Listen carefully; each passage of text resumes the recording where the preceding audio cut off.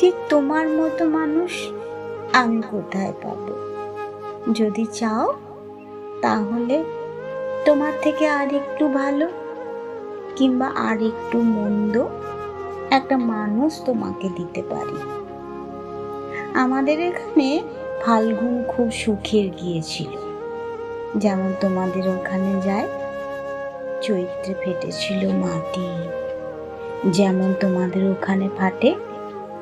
বৈশাখের মাঠে পলাশে, শিশিরে আর কৃষ্ণচূড়ায় ঠিক সেই রকমের আগুন আমরা জ্বলতে দেখেছি, যেমন তোমরা দেখো।